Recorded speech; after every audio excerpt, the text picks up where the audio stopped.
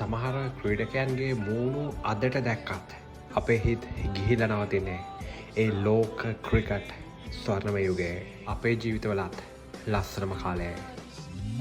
ඔහු නමින් උමාර් ගුල් කියන පාකිස්තාන් ක්‍රිකට් වලට බිහිවෙච්ච අති දක්ෂ පන්දුයවන්නා. පාකිස්තාන ක්‍රිකට් එක වෙනුවෙන් වකා යුනිස් වසීම් අක්‍රම් අරගෙන ආපු එතනින් පස්සේ ෂොයිබ් අක්තා අබ්දුල් රසාක්ලා බාර දීපු ඒ පාකිස්තාන් පේසරයක් එකේ මොරල් එක හදන්නේ නැතුව තමන්ගේ ක්‍රිකට් කාලය තුර ඒක රැකලා දීපු ක්‍රීඩකයෙක්. විශේෂයෙන්ම උමාර් ගුල් කියන්නේ T20 ක්‍රිකට් එකේ ස්පෙෂලිස්ට් කෙනෙක්.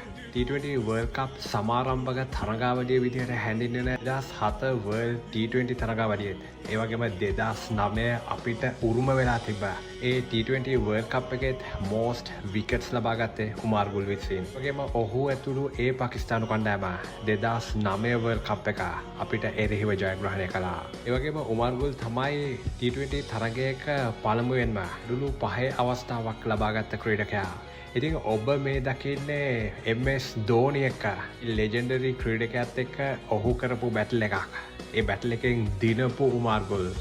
මේ වගේම සෑහෙන ලෙජෙන්ඩරි විකට් එකක් ඒ ක්‍රිකට් යුගයේදී උමාර් ගුල් විසින් බිඳහෙළුවා. 2003 ඉඳලා 2016 වෙනකන් ලෝක ක්‍රිකට් පිටිය හැඩ කරපු උමාර් ගුල් එහිදී ටෙස්ට් තරඟ 47කදී කඩුළු 163කොත්, ODI තරඟ 130කදී කඩුළු 179කොත්, T20 තරඟ 60කදී කඩුළු 85කොත් ඔහු විසින් බිඳහෙළුවා. වගේම ඒ කාලේ අපේ ශ්‍රී ලංකා ක්‍රිකට් කණ්ඩායමටත් ප්‍රබල තර්ජනයක් වෙච්ච උමාර් ගුල් තමයි ICC T20 රෑන්කින් පොයින්ට්ස් වල අදටත් වැඩිම පොයින්ට්ස් ගානක් ලබාගත් T20 පන්දුවන්න බවට පත් වුණේ. මේ සුපිරි පන්දුව ඔහු යොමු කරන්නේ TM දිල්ෂාන් කියන අපේ ලෙජන්ඩ් එකට. මම හැමදාම කියන වගේ ක්‍රිකට් ලෝකෙට මොන තරම් දක්ෂ ක්‍රීඩකයන් බිහි වුණත් ඒ වගේ අසම සම ක්‍රීඩකයන් ආයේ බිහි වෙන එකක් නම් නැහැ.